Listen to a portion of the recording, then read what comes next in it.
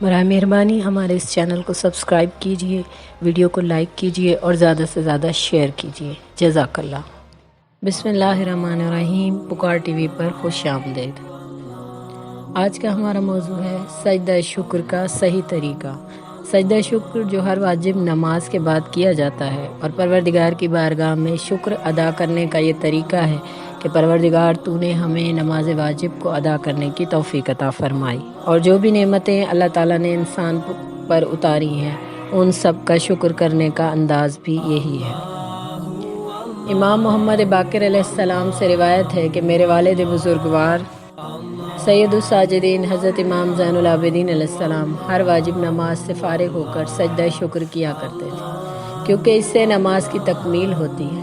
سجدہ شکر میں نماز کے برعکس محض پیشانی کا جائز سجدہ پر رکھ دینا کافی ہے، باقی اعضائے سجدہ کو زمین پر لگانا ضروری نہیں۔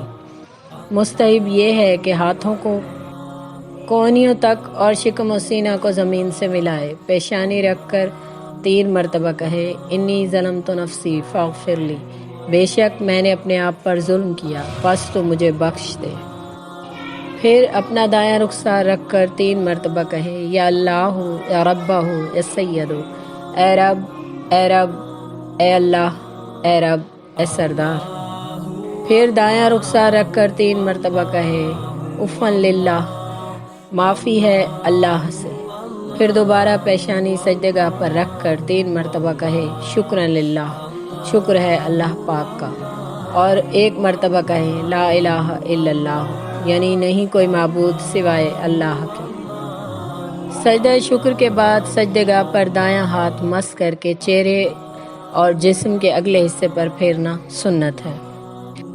پروردگار ہمیں اپنی تمام دی ہوئی نعمتوں کا شکر ادا کرنے اور ہمیں اس کے شکر گزار بندوں میں شامل ہونے کی توفیق عطا فرمائے۔ الہی آمین۔ وآخر دعوانا ان الحمد للہ رب العالمین۔